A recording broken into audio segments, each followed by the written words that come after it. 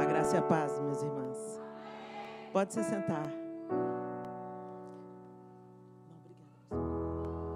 Graças a Deus. Eu e o João estamos gratos porque o Senhor nos trouxe aqui, nos reuniu aqui nesse dia. Estamos revendo velhos amigos. E é tão bom quando a gente se sente em casa. É tão bom quando a gente está em família. E eu tenho aprendido de Deus que o corpo de Cristo é tão diverso. E essa diversidade é tão linda, tão preciosa, né? Meu joelho não é igual ao meu cotovelo, mas eles são necessários no corpo, né? E é tão bom a gente ver a liturgia do culto distinta, a maneira diferente que nós louvamos a Deus, mas adoramos o mesmo Deus. Cremos no mesmo Deus, amamos a palavra de Deus, e isso é tão precioso, né? Essa diversidade. E algo que deixou meu coração muito encorajado foi esse momento que nós tivemos aqui com a próxima geração. Gente, é muito importante. Eu imagino que vocês já receberam lá, né, no encontro de vocês, no tempo de vocês, abundantemente, e que vocês sabem o que é se posicionar como mães, profetizando sobre essa geração, intercedendo, dobrando os joelhos, gente, porque os filhos de crentes, eles nascem num ambiente favorável, mas eles não nascem crentes. Deus não tem netos, Ele tem filhos. E os nossos filhos precisam conhecer o Deus a quem nós amamos e servimos. Então, você que é mãe, você que é pai, a gente desde pequeno traz esses meninos, a gente ensina a criança no caminho que ela deve andar, não é isso? Mas olha, nós proporcionamos um ambiente, mas quem convence os nossos filhos da justiça, do pecado e do juízo é o Espírito de Deus. E nós precisamos de dobrar os nossos joelhos. Se nós geramos com o ventre, agora nós precisamos gerar com os nossos joelhos, pedindo Espírito de Deus, apresenta Jesus aos nossos filhos, né? E a gente está vivendo um tempo tão desafiador, onde o inferno se levantou frontalmente contra essa geração, e eu não tenho dúvidas, eu não tenho nenhuma dúvida, de que o inferno está sentindo o cheiro do que vem por aí. Porque, se você observar o movimento bíblico, quando foi que Faraó mandou matar os bebês dos hebreus, os homens? Quando Moisés estava para nascer. Ele já sentiu o cheiro de alguma coisa que estava por vir. E ele libera um decreto de morte sobre aquela geração. Mas nada pode abortar ou matar o projeto de Deus. Bendito seja o Senhor. Nós, como mães, nós precisamos de nos lembrar do legado que nos deixou Joquebede, né? A gente não pode salvar os nossos filhos, a gente protege eles por um tempo. A gente não pode salvar os nossos filhos, mas a gente pode proporcionar, preparar o ambiente, o cesto, passar o betume da intercessão e colocar nas águas do Espírito e crer que o Senhor vai cumprir o propósito na vida dos nossos filhos, amém? Mesmo que tudo diga não, o Senhor é fiel e Ele zela pela sua palavra. Então, eu quero liberar uma palavra específica para você que é mãe e está com seu filho desviado do Evangelho. Minha querida, em nome de Jesus, não acredite nas mentiras do inferno. O seu filho foi consagrado ao altar. Então, ele pertence ao Senhor. O seu filho é propriedade do Senhor, porque eles foram consagrados no altar de Deus. E a nossa oração, Senhor, reivindica de volta o que é teu, em nome de Jesus. Amém? Não desanima não, não para de orar não, porque o Senhor não está surdo ao seu clamor. E o Senhor vai fazer o tiro sair pela culatra. Já vai arrepender da hora que ele foi mexer com seu filho. Porque vai virar um evangelista, um pastor, um missionário, cheio do poder de Deus. Em nome de Jesus. Amém? Creia. Continua na sua posição, orando, perseverando, jejuando, porque o Senhor não está surdo ao nosso clamor.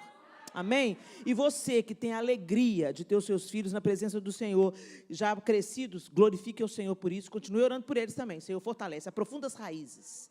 Não deixa o diabo fazer gracinha com eles, não. Né? Gente, quando a gente se torna mãe e pai, a gente não para de orar mais não, tá? Tem esse negócio, você casou, não ora, não. Agora você tem casa. Agora você ganhou mais gente para orar. Agora você ora para o seu filho e sua nora. Sua filha e seu genro. Depois chega os netos, mais gente para orar. A gente só vai ganhando upgrade na intercessão. Amém? Eu queria que você abrisse a sua Bíblia em João capítulo 13. E eu fico tão feliz quando eu vejo o Espírito Santo de Deus alinhando, né? Quando eu entrei aqui, eu sentei ali, aí já veio o aval do Espírito. É isso mesmo que eu quero que você fale. Glória a Jesus, né? O Evangelho de João, capítulo 13. Você pode se colocar sobre os seus pés. Nós vamos ler a palavra do Senhor. A partir do verso 1, a palavra de Deus diz assim: Antes da festa da Páscoa, sabendo Jesus que era chegada a sua hora de passar deste mundo para o Pai, tendo amado os seus que estavam no mundo, amou-os até o fim. Durante a ceia, tendo já o diabo posto no coração de Judas Iscariotes, filho de Simão, que traísse Jesus, sabendo este que o Pai tinha confiado tudo às suas mãos e que ele tinha vindo de Deus e voltava para Deus, levantou-se da ceia, tirou a vestimenta de cima e, pegando uma toalha, cingiu-se com ela. Em seguida, Jesus pôs água numa bacia e começou a lavar os pés dos discípulos e a enxugá-los com a toalha com que estava cingido. Quando se aproximou de Simão Pedro, este lhe perguntou: vai lavar os pés? Os meus pés, Senhor? Jesus respondeu: o que eu faço você não compreende agora, mas vai entender depois. Então Pedro disse: o Senhor nunca lavará os meus pés. Ao que Jesus respondeu: se eu não lavar, você não terá parte comigo. Então Pedro lhe pediu: Senhor, não somente os pés, mas também as mãos e a cabeça. Jesus respondeu: quem já se banhou não precisa lavar nada a não ser os pés, pois quanto ao mais está todo limpo, e vocês estão limpos, mas não todos. Pois ele sabia quem era o traidor, e foi por isso que disse: nem todos estão limpos. Depois de lhes ter lavado os pés, Jesus pôs de novo as suas vestimentas, e voltando-se à mesa, perguntou-lhes: vocês compreendem o que eu lhes fiz? Vocês me chamam de mestre e de Senhor, e fazem bem, porque eu o sou. Ora, se eu, sendo Senhor e mestre, lavei os pés de vocês, também vocês devem lavar os pés uns dos outros, porque eu lhes dei o exemplo, para que, como eu fiz, vocês façam também. Senhor, essa é a tua palavra. E nós te pedimos, ó Deus, que ela fale ao nosso coração, que o teu Espírito Santo nos revele, abra o nosso entendimento, a nossa mente humana, para que a gente não discirna apenas com o nosso cérebro, mas através do teu Espírito Santo, que é a revelação da tua palavra, entrando pelos nossos olhos, passando pelo nosso cérebro, desça ao nosso coração e mude a nossa atitude no nosso dia a dia. E assim que a nossa vida glorifique o teu nome, em cada escolha, em cada decisão, em cada maneira de viver. Em nome de Jesus, amém e amém. Pode se sentar. Gente, esse texto, ele sempre me desconcertou. Porque quando a gente vai estudar um pouco a cultura judaica, a gente entende, como já foi dito aqui, sem querer ser redundante, que lavar os pés aos convidados, aos visitantes, era o que oferecia um bom anfitrião. Um bom anfitrião, alguém que recebia o outro, a visita com honra, providenciava a lavagem dos pés. Por quê? Porque naquela época as pessoas usavam sandálias, as estradas eram pouco pavimentadas, algumas estradas do Império Romano tinham algum tipo de pavimento, de pedras, mas a maioria dos caminhos que eram percorridos eram caminhos de um terreno extremamente árido. Quem vai hoje em Israel percebe claramente como é o terreno, né? Como é a geografia naquele lugar. Então, tem muita terra, muito pedresco. Então, os pés ficam empoeirados. Se você está de sandália, os pés ficam empoeirados. As mesas eram baixas. Então, os pés ficavam, as pessoas se assentavam em almofadas, não em cadeiras da altura que a gente senta hoje. Elas se recostavam em almofadas e pequenos bancos que ficavam à beira de uma mesa que era baixa. Então, um bom anfitrião, ele providenciava o ambiente para que os seus visitantes tivessem os seus pés lavados. A gente vê um episódio parecido quando a gente vê aquela mulher chegando por detrás de Jesus e lavando os seus pés, com as lágrimas e enxugando com os cabelos. E quando Levi questionou por que aquilo estava acontecendo, ela fala assim: você não me lavou os pés. E ela não cessa de lavar os meus pés com as suas lágrimas. Você não me deu nenhum beijo, nenhum ósculo, e ela não cessa de beijar os meus pés. Então, a gente vê que era alguma coisa que fazia parte, né, de uma boa recepção, uma recepção afetuosa dentro de um ambiente. Mas não era só isso, gente. O escravo encarregado de lavar os pés aos visitantes não era apenas um servo na casa, era o menor entre os servos da casa. Se já tinha um sistema de serviço, dentre aqueles funcionários, o menor servo, não era apenas o servo, mas o menor servo era aquele que lavava os pés. Por isso que para Pedro foi tão absurdo. O Senhor não pode me lavar os pés. O Senhor não vai me lavar os pés. Porque para ele era destoante, o Senhor é o Messias. O Senhor é o Filho do Deus vivo. Como é que o Senhor, com toda a autoridade e poder que o Senhor tem, você vai lavar os meus pés? É por isso que ele reagiu dessa forma. E Jesus deixa muito claro: se eu te não lavar, você não tem parte comigo. Tem alguma coisa aqui, Pedro, que eu quero que você entenda. Que você entenda o lugar que eu estou me colocando. Ele já sabia, como o texto está dizendo para a gente, e como foi dito também, que Judas Iscariotes estava sentado na mesa, mas nenhum texto bíblico, nenhuma tradução da Bíblia diz que Jesus só lavou o pé de 11. Ele lavou o pé dos 12. Pedro iria negá-lo pouco depois, Judas iria traí-lo pouco depois, mas ele se cingiu de uma toalha e lavou o pé dos 12. E, às vezes, eu ando em muitas denominações, a casa dos irmãos, diversos, e eu já vi essa experiência sendo repetida, não como foi um teatro aqui hoje, lindo o que foi feito aqui, mas, de fato, alguém querendo honrar a outra pessoa, então faz a cerimônia do lava-pés. Mas, gente, eu nunca vi um pastor ou um bispo lavando os pés de um zelador. E era mais ou menos isso que Jesus estava fazendo. O maior lavando os pés do menor. Vale lembrar, gente, que esse lava-pés, ele proporcionava para a pessoa que recebia refrigério, alívio. Não era apenas um ritual de limpeza. É igual o banho para a gente hoje. O banho não é só sobre limpeza, né, gente? O banho é sobre, que depois de um dia de trabalho, um dia exaustivo de trabalho, seu corpo está todo doído, você chega e toma um banho. Como aquilo te renova, não é isso? Você passou por uma viagem, vocês foram num acampamento, vocês foram mexidas de todas as formas, não é? Depois você chega em casa, toma um banho. Desmonta, né? Relaxa, é tão bom. Então, o lava-pés é semelhante ao nosso banho. Não tem a função só de te limpar, tem também a função de levar você descanso, refrigério. E quando a gente pensa sobre essa perspectiva do lava-pés, Jesus não está mandando a gente repetir a cerimônia do lava-pés. Ele está usando um hábito daquela época, daquela sociedade, para dizer o que estava por trás disso. Se eu sou o Senhor e Mestre, vos lavei os pés. Vocês dizem que eu sou o Senhor. Eu sou. Eu não estou negando a minha identidade. Eu sou o Messias? Eu sou. Eu sou Deus encarnado? Eu sou. E mesmo sendo, eu não me privei, eu não me considerei demasiado grande, a ponto de não poder lavar seus pés. Gente, isso é desconcertante.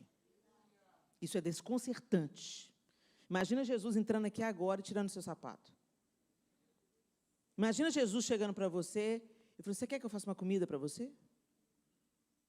Você entende? O que é isso, Senhor? Você se joga no chão e fala: não, é eu que quero cozinhar para o Senhor. Né? Por isso que ele fala assim: tudo que vocês forem fazer, fazei como para o Senhor. Então, por que não é assim? Se essa é a herança e o legado que nós recebemos, qual que é a função do legado? Gente, o legado é uma geração, passa para outra geração, uma dádiva, que deve ser passada adiante. Uma geração contará a outra geração os feitos do Senhor. Você lembra desse versículo? Pois é, o legado não é só para a gente receber. Não é para a gente só colher das benesses que alguém plantou. Vocês estão inseridos numa nação que desfrutou das benesses dos fundadores dessa nação. Homens e mulheres de oração comprometidos com a palavra. Homens e mulheres tementes a Deus, que estabeleceram um dia, um feriado, para dar graças ao Senhor por todo o bem, por cada colheita. E hoje, como é que essa nação está vivendo? Dá uma observada na cultura da nação que vocês estão inseridos. Eles estão passando isso adiante? Vocês entenderam? O legado não é só para a gente receber e colher das bênçãos. O legado é para a gente aprender um princípio fundamental para a perpetuação daquilo que foi feito nas próximas gerações, para que outras gerações sejam também abençoadas. E aqui, gente, Jesus está frontalmente abalando uma estrutura infernal, o orgulho.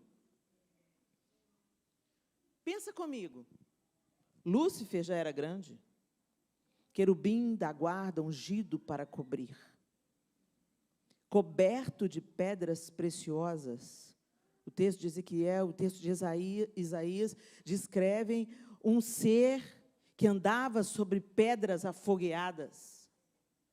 Você já pensou o esplendor de Lúcifer, gente? O nome era Lúcifer, que hoje se tornou pavoroso para nós por causa daquilo que ele se tornou, Satanás. Mas Lúcifer é um anjo de extrema resplendor e luz. Querubim ungido para cobrir. E de repente não foi suficiente. E subiu ao coração dele o desejo de ser mais, de ser como Deus. Serei como Deus. Jesus fez o caminho contrário. Sendo Deus, se esvaziou, assumindo a forma de servo. Gente, durante os 30 primeiros anos de Jesus, ele foi quem? Ele foi filho, aprendiz de carpinteiro, primo, irmão, porque depois Maria teve outros filhos, Jesus tinha irmãos e irmãs, segundo o relato bíblico. Ele pertencia àquela pequena comunidade de Nazaré. Por que ele não tinha credibilidade em Nazaré? Porque na cabeça de um judeu, o Messias que Deus iria enviar, era um homem que iria ocupar o lugar de Salomão. Ele iria restituir a glória a Israel. Eles iriam voltar a ser um povo poderoso na terra. Era o Messias político. Era o Messias que iria arrancá-los do império, do domínio opressor de Roma. E aí vem Jesus. Algumas pregações equivocadas que eu já ouvi disseram que Jesus era poderoso e ele tinha em Cafarnaum casa de praia. Cafarnaum, gente, é uma aldeia de pescadores. As casas são minúsculas, 3x3, tem lá os resíduos, os restos arqueológicos, 4x4, 3x3. A casa era para se abrigar quando estava o frio, estava muito intenso. Normalmente as pessoas dormiam no telhado e usavam ali para estocar algum alimento ou guardar alguma coisa. As pessoas tinham muito pouco. E Jesus tinha casa de praia, difícil. Não, Jesus entrou no jumentinho, porque jumentinho era a BMW da época. Não, gente,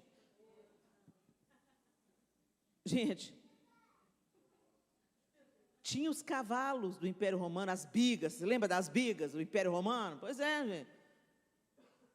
Ele podia ter nascido em Jerusalém, mas foi nascer em Belém e não tinha lugar para ele. Você acha que se Deus quisesse abrir um lugar para ele, né, na hospedaria, Deus não tinha aberto? Gente, mas ele foi em rota de colisão com Lúcifer. Ele nasceu e foi colocado no lugar que animal come.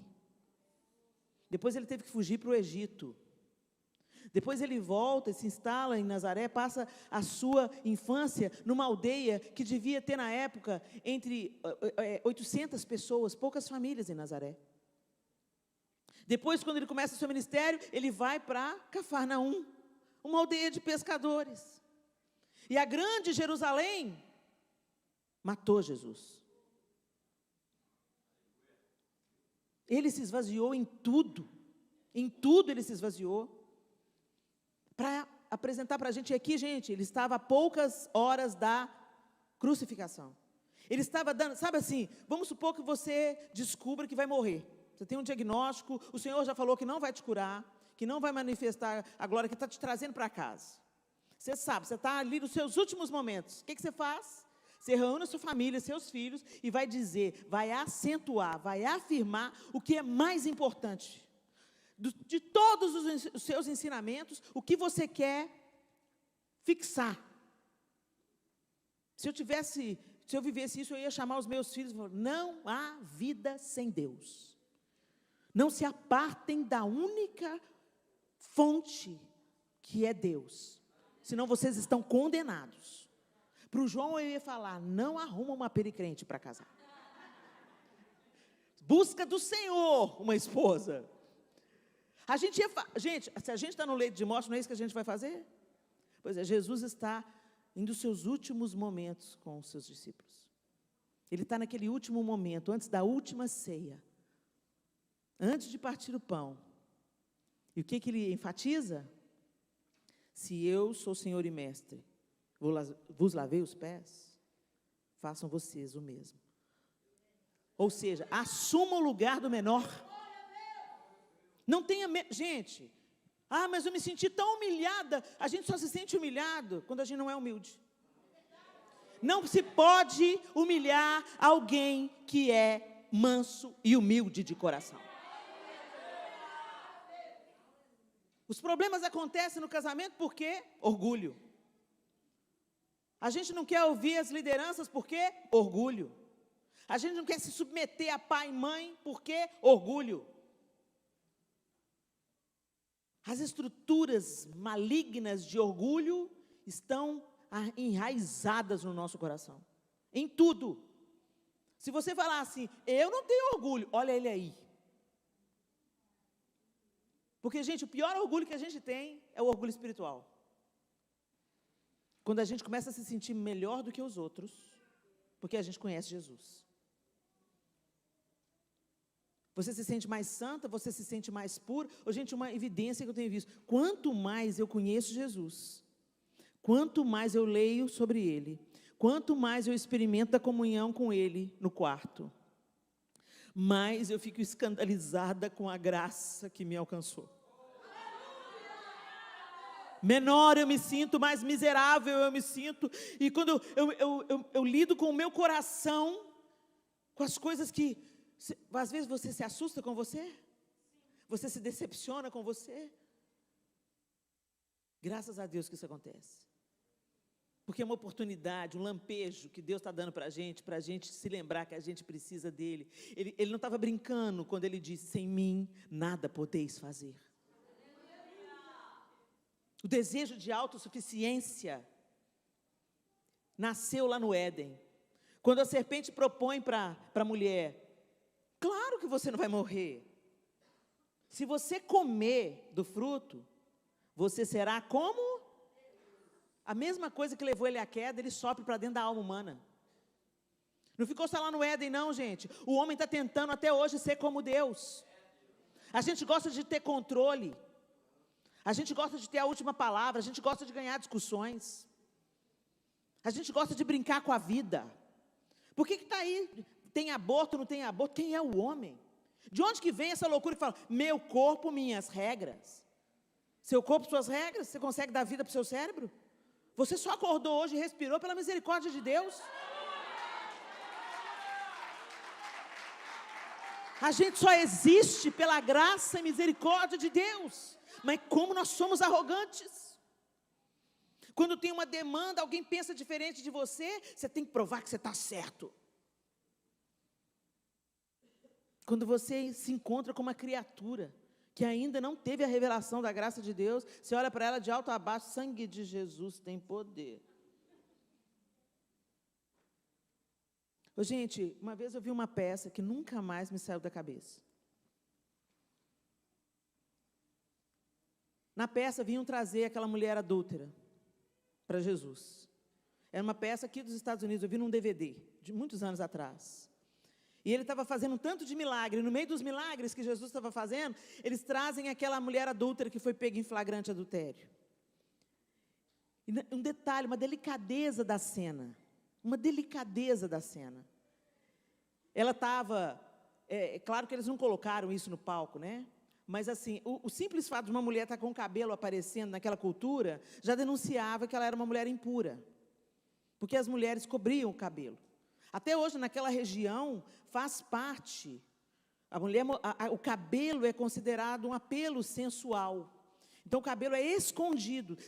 Nos teatros aqui, a gente viu, todas as meninas estavam com a cabeça coberta, fazendo jus àquilo daquela cultura. Né? Então, cobre a cabeça, porque o cabelo é considerado um instrumento de sensualidade. Então, elas escondem o cabelo. As muçulmanas são assim até hoje. Porque a mesma raiz, Isaac, Ismael, mesma raiz. E algumas das judias hoje também escondem o cabelo. E aí, o que ele fez na peça? Quem estava representando Jesus, olha para aquela mulher, pega um pano e cobre a cabeça dela. Eu achei aquilo de uma delicadeza. E aí, aquilo me fez pensar em outra coisa. Quando a mulher adúltera, no texto, chega para Jesus, ele vai escrever na areia. A Bíblia não fala o que ele escreveu, por que ele foi escrever na areia. Tem várias especulações, né? Por que ele estava escrevendo? Será que ele estava escrevendo? Alguns dizem que ele podia estar escrevendo os pecados daqueles homens que estavam ali, acusando aquela mulher. Eu já ouvi também que algumas pessoas falavam que ele estava escrevendo a lei de Moisés, que falava sobre isso. O fato, gente, é o seguinte: essa mulher foi pega em flagrante adultério. Quem trouxe a mulher devia ter trazido o homem também. Porque a lei de Moisés era apedrejar os dois. Mas trouxeram só a mulher. Aí Jesus já sacou que aqueles caras estavam armando para ele. E o texto diz que eles estavam armando para Jesus, porque vamos ver se ele vai ter coragem de fazer algo contrário à lei de Moisés, certo? E aí, gente, essa mulher, vocês acham que eles tiveram preocupação se essa mulher estava vestida, se ela estava coberta, se ela estava com dignidade? Não. Eles queriam fazer um escândalo, eles queriam atrair a multidão, eles queriam que todo mundo se chegasse para Jesus ser confrontado na lei. Então, toda vez que eu imagino essa mulher, eu imagino ela com os cabelos aparentes, eu imagino essa mulher até com, sabe, com as cobertas que ela puxou da cama. Eu imagino ela envergonhada, eu imagino ela apavorada, porque ela sabia que ia morrer. Não foi uma suspeita, foi flagrante. Eu fico imaginando que ela estava com os ombros à mostra, com o cabelo solto. Quando Jesus vê a cena, e ele faz isso, tirou a atenção deles e pôs atenção no que ele estava fazendo. Gente, eu não me canso de pensar que ele estava dando um tempo para ela respirar e se recompor. É a cara de Jesus fazer isso. Ele não olhou para ela. Imediatamente ele tirou os olhos dela e começou a escrever alguma coisa no chão, o que chamou a atenção dos olhares de todos os outros homens que podiam estar também com o olho nela. O que ele vai fazer? O que ele está escrevendo? Enquanto isso, eu fico imaginando ela respirando, coração pela boca, e ela cobrindo os ombros, ela cobrindo o cabelo, ela sentindo vergonha, ela querendo desaparecer. É a cara de Jesus fazer isso, não é, gente? Naquele grande dia eu vou perguntar para ele: o que foi que aconteceu, Jesus? Me deixa eu ver a cena de novo? Ai, gente, tem tanta coisa que eu quero. O que foi que você conversou com Zaqueu? O que foi que o senhor falou para ele? Porque o cara era ladrão, corrupto. Foi distribuindo dinheiro, pagando a dívida com todo mundo. O que rolou, Jesus? Tem algumas coisas, gente, que não são claras, mas a gente sabe claramente que Jesus se misturava. Nós somos santos, onde a gente for. Não era o povo que mudava Jesus, era Jesus que mudava o povo. Tem uns crentes meia boca aí que falam assim: não, eu vou lá para a boate para evangelizar. Vai nada, você vai lá para ser tentado, meu irmão. Estou falando disso não, gente.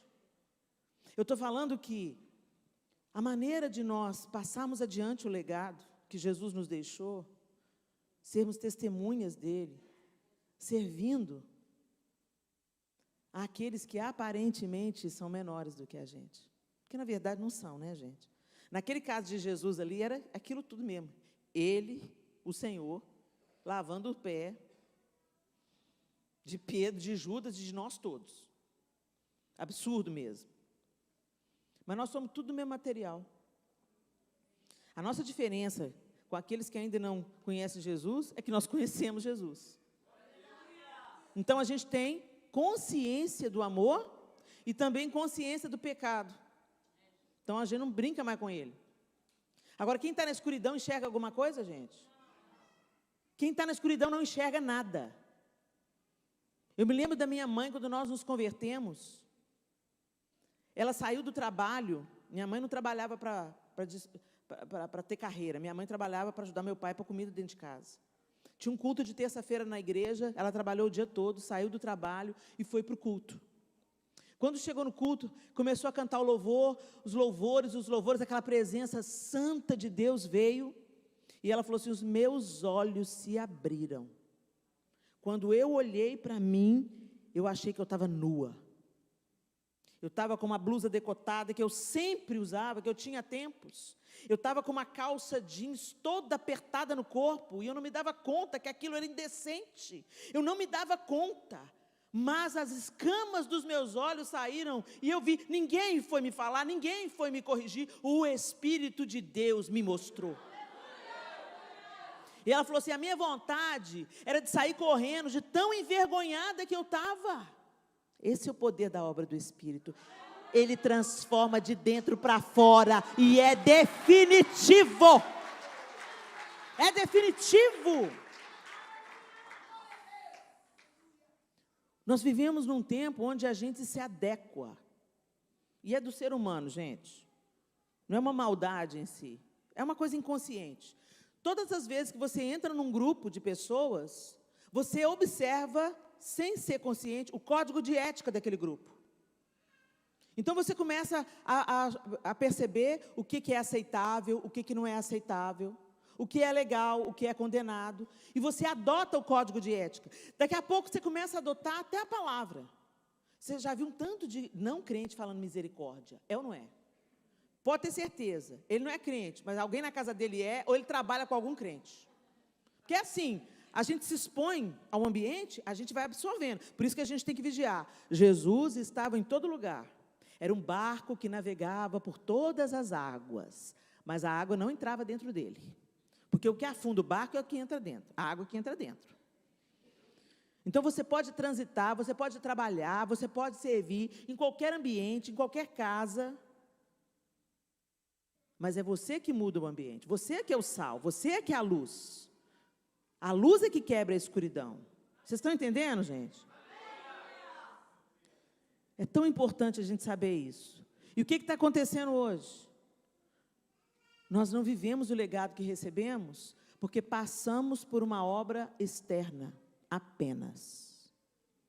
A gente olha o grupo, se adequa ao grupo, mas não foi uma mudança de dentro para fora. Então você continua na igreja, mas você continua fofocando. Você está na igreja há 10, 15 anos, mas continua odiando. Você continua tendo desejo de vingança. Você continua tendo um coração rebelde e desobediente. Você continua espalhando más notícias. Você continua prestando atenção no tamanho da saia da irmã, mas não está prestando atenção no tamanho da sua língua. Gente, santificação, ela aparece por fora de verdade quando ela transborda. Já encheu dentro, aí transborda. Então não caia na tentação, não caia na tentação de fazer a sua própria reforma exterior. Dependa de Deus.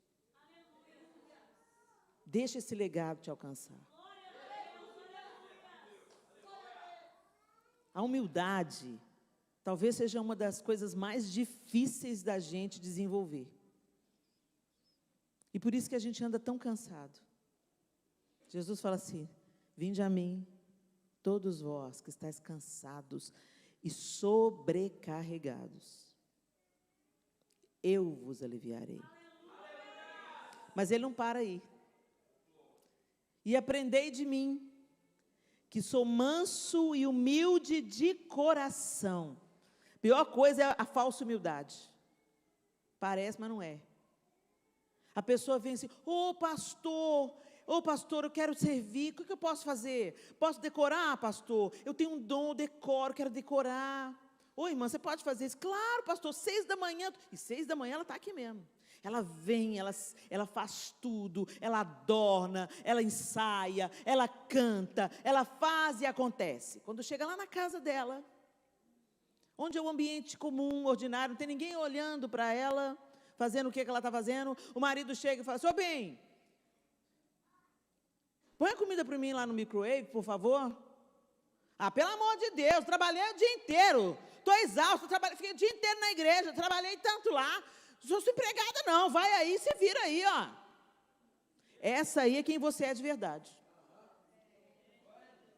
Sabe qual que é o nosso pior problema? A máscara social. A gente parece ser o que não é.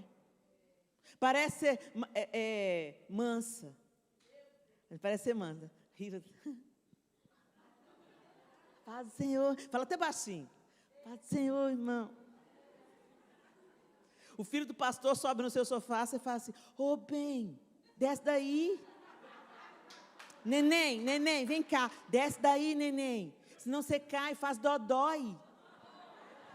Aí o seu filho da mesma idade, o pastor vai com a família dele embora. Aí o seu filho da mesma idade gostou da ideia do garoto do pastor, sobe no sofá e começa, desce daí agora! Sabe quanto custou esse sofá? Vem aqui, menino. Essa aí que você é de verdade.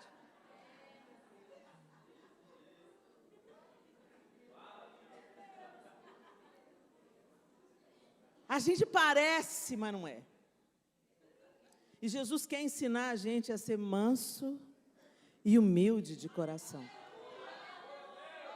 Gente, esse legado é indestrutível, é inabalável. Ô, gente, Jesus tinha tanta autoridade que Satanás vem na cara dura e fala, se você é filho de Deus, Jesus não precisava provar nada. Ele podia falar assim, vou te mostrar quem é filho de Deus. Tch, né? Ele ainda conversou com Satanás. Manda que essas pedras transformem em pão. Você não é filho de Deus? Manda que essas pedras transformem em pão. Nem só de pão viverá o homem, mas de toda a palavra. Quem tem autoridade, não precisa de bater na mesa e gritar, não, gente. Você já viu algum guarda aqui nos Estados Unidos gritando? Denuncia, ele não é mais autoridade, ele é autoritário. Autoritarismo é a distorção da autoridade. A autoridade de Jesus,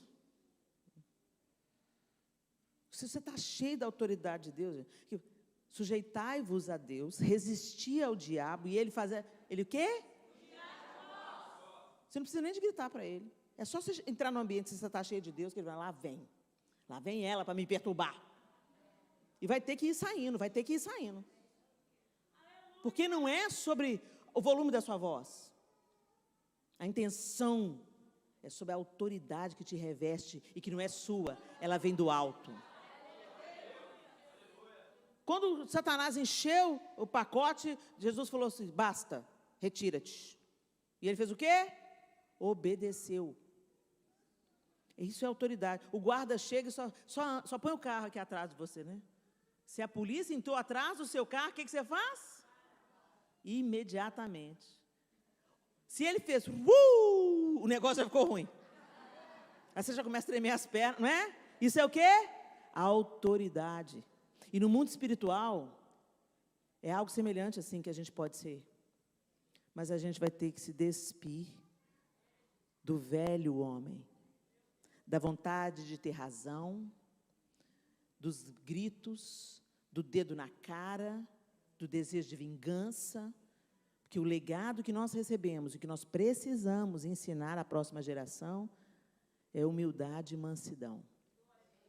Quem é humilde e quem é manso serve naturalmente. Vê um problema, opa, está precisando de mim ali. E ele não precisa de postar no Instagram. Ele não precisa da aprovação do pessoal. Ele não precisa do pastor vir e falar, filho, muito bem, você fez um ótimo trabalho. Tem gente que serve. Daqui uns 10 anos sai da igreja falando, essa igreja não me valorizou. Sua motivação estava errada. Você não serviu porque você ama a Deus, você serviu querendo visibilidade. Servir é servir. Ser visto é outra coisa. Queira servir, não ser visto. Agora, gente, esse desejo não brota do nosso coração carnal, não, tá? A gente gosta de poder. Você sabe do que eu estou falando. A gente gosta quando vê Deus nos exaltando. A gente gosta quando tanto de gente não acreditou e vem Deus e te exalta. Aí você mostra para todo mundo que a sua vitória hoje tem sabor de mel. Mas, gente, quem está genuinamente servindo a Cristo, você serve e ainda se sente um servo inútil. Ô Senhor, tudo que eu faço ainda é tão pouco comparado diante do seu amor. Agora, essa humildade e mansidão, gente, não é só sobre serviço, é também sobre serviço. Mas o que os nossos filhos têm visto em nós? Às vezes você é uma mãe maravilhosa aqui na igreja, um pai maravilhoso aqui na igreja, mas em casa é omisso. Em casa é raivoso, irritadiço. A humildade e a mansidão, ela deve ser uma perseguição nossa todos os dias. Todos os dias. E servir onde a gente gosta, não tem glória nenhuma nisso. É muito gostoso fazer o que você gosta de fazer. Não é disso que eu estou falando. Eu estou falando de servir aqueles que não merecem absolutamente nada, como já foi dito aqui. É ser uma bênção na vida daquele cara que trabalha com você e te afronta, e te zomba. Porque é isso que Jesus fez, gente. Foi uma bênção para Judas. Até o último momento, Judas veio e beijou na face dele, e ele fala, que vens, amigo. Ele não estava sendo irônico. Ele estava fluindo quem ele era. Quando nós somos, o ambiente externo não consegue nos corromper. A maldade do outro não vai fazer você querer revidar com a maldade. Mas para isso, a gente precisa se expor à doçura e à pessoa de Jesus todos os dias. Quando Jesus fala para Pedro, você não precisa de tomar banho, Pedro. É só lavar os pés. Quem está limpo, não precisa de se banhar de novo. Isso é uma metáfora. Você já foi purificado. Você já entendeu quem eu sou. Mas você precisa lavar os pés. A gente é crente. A gente nasceu de novo. A gente já teve a revelação de Jesus. Amém? Amém. Mas você peca? Então tem que lavar o pé, né? A gente precisa pedir perdão todos os dias. Nós perdemos a prática do arrependimento, da consciência do arrependimento de pecados. Quando Jesus ensina a orar, outro legado, a oração. Pai nosso que estás no céu, santificado seja o teu nome. Presta atenção que eu vou encerrar com isso. Pai nosso que estás no céu, o reconhecimento de que há um Deus todo-poderoso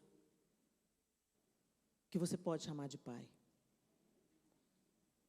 Santificado seja o teu nome. Mas o nome de Deus já é santo. Mas como que ele é santificado?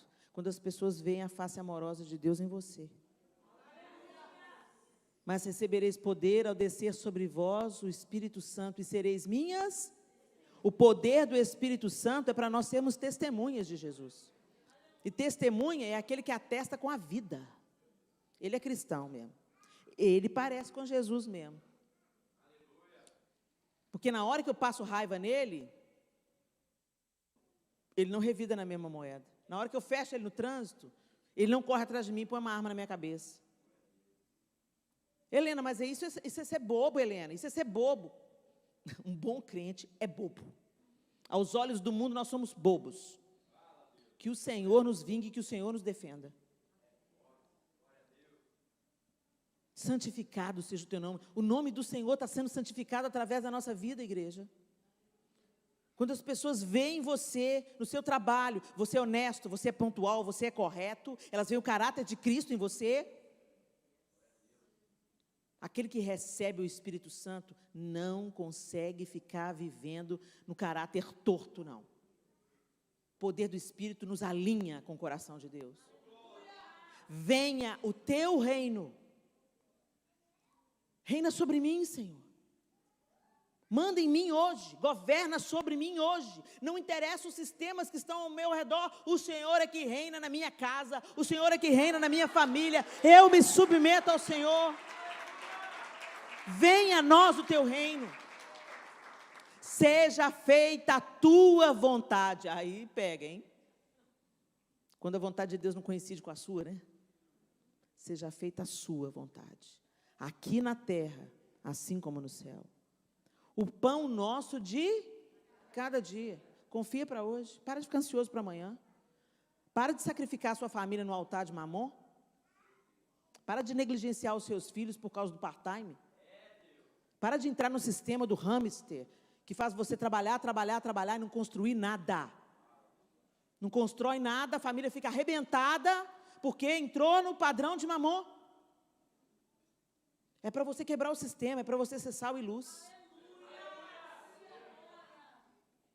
É para você trabalhar assim, porque Deus não respalda preguiçoso, não. Mas trabalhe e descansa, trabalhe e desfruta, trabalhe e abençoa os seus filhos. Não deixa faltar o que é necessário. O seu filho pode passar sem um tênis de luxo, mas ele não pode passar sem o seu amor, sem o seu olho no olho. Não sacrifique a próxima geração. Não adianta você estar orando para Deus selar os seus filhos, guardar os seus filhos, ungir os seus filhos quando eles saem para a escola, se dentro de casa eles não têm exemplo. E se você não olha nos olhos dos seus filhos, e se você não discipula os seus filhos. Não terceiriza os seus filhos. Trazer os seus filhos na igreja, vou voltar a dizer, não basta. Porque eles vêm na igreja 1 ou 2 vezes por semana, mas eles moram com você. E eles passam mais tempo na escola. Isso significa que você tem que ser mais intencional ainda. Para amar o seu filho, para ouvir o seu filho, para ler o seu filho. Para se conectar a ele, para falar, Espírito de Deus, me revela o que esse menino está passando. Fala comigo, Deus, como é que eu posso interferir? Está dormindo? Vai lá, unge o menino, unge o quarto dele, unge esse menino. E põe limite nas trevas. Satanás, nesse você não toca em nome de Jesus. Senhor, manda os seus anjos para proteger. Agora, tudo isso, gente, tem que ser acompanhado de exemplo. Nossos filhos estão mais de olho naquilo que a gente faz do que naquilo que a gente fala. Tempos atrás, o meu filho, há uns anos atrás, hoje ele já é casado, Miguel, ele me pegou e me colocou no canto da calçada, me colocou para dentro da calçada. Eu falei, que isso, menino? Você é meu filho, eu sou sua mãe, eu que fico para fora da calçada. Ele falou, não, mãe, eu sou seu filho, mas eu sou homem. Eu já sou um homem. Ele tinha 18 anos. E agora você fica para dentro da calçada. Porque eu vejo meu pai fazendo isso com você. Meu papel como homem é te proteger. O João nunca ensinou essa lição para ele. Ele viu. Os nossos filhos estão mais de olho no legado que nós estamos deixando com o nosso exemplo. Se o nosso exemplo for distoante das nossas palavras, o exemplo vai falar mais alto. Não adianta você falar e não fazer. Em nome de Jesus. O pão nosso de cada dia. O Senhor é fiel para te sustentar. Nada vai te faltar. Perdoa as nossas dívidas. Assim como nós perdoamos aos nossos devedores. Você está perdoando o que você precisa perdoar? E não nos deixes cair em tentação, mas livra-nos do mal.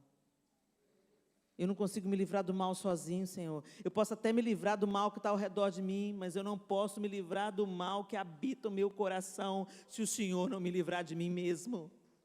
da minha arrogância, da minha soberba, da minha altivez, da minha vontade de ser aprovada, do meu desejo de sucesso, de ser aplaudida, de ser apreciada, de ser admirada, de ter muitos seguidores no Instagram.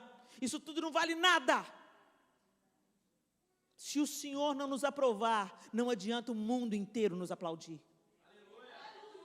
Dura coisa é quando alguém está em pecado e está sendo usado. Dura coisa. Helena, mas Deus usa a mula. Deus usa quem Ele quer usar.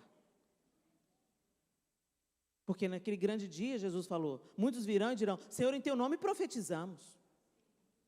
Em Teu nome curamos enfermos. Expelimos demônios. Isso é poder, gente? É poder. Deus fez. Mas fez porque Deus, nada vai deter o que Deus tem para fazer. Agora, dura coisa é ser usado por Deus e ser desaprovado por Ele. Não é porque Deus está te usando, meu irmão e minha irmã, que Ele está te aprovando. Judas era um dos discípulos. E se transformou em instrumento de Satanás. Estar sendo usado por Deus não é respaldo de aprovação. Vocês lembram lá de Balaão? Foi para profetizar contra o povo de Israel e teve que profetizar a favor. Deus usa quem Ele quer.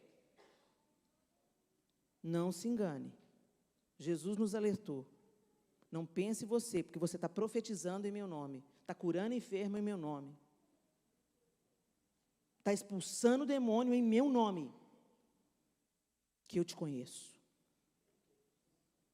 Que a gente se volte para esse legado indescritível, constrangedor. O servo fiel, ele vem como rei poderoso, mas o legado que ele nos deixou é o legado do Cordeiro. Manso, humilde, servo. E foi por isso que Deus o exaltou soberanamente. Portanto, se existe alguma exortação em Cristo, alguma consolação de amor, alguma comunhão do Espírito, se há profundo afeto e sentimento de compaixão, então completem a minha alegria, tendo o mesmo modo de pensar, tendo o mesmo amor e sendo unidos de alma e mente. Não façam nada por interesse pessoal ou vaidade, mas por humildade, cada um considerando os outros superiores a si mesmo, não tendo em vista somente os seus próprios interesses, mas também os dos outros. Tenham entre vocês o mesmo modo de pensar de Cristo Jesus, que mesmo existindo na forma de Deus, não considerou o ser igual a Deus algo que deveria ser retido a qualquer custo. Pelo contrário, ele se esvaziou, assumindo a forma de servo, tornando-se semelhante aos seres humanos, e reconhecido em figura humana, ele se humilhou, tornando-se obediente até a morte, e morte de cruz. E por isso, também Deus o exaltou sobremaneira, e lhe deu um nome que está acima de todo nome, para que ao nome de Jesus se dobre todo joelho nos céus, na terra e debaixo da terra, e toda língua confesse que Jesus Cristo é o Senhor, para a glória de Deus Pai. Esse é o nosso legado. Que Deus abençoe vocês.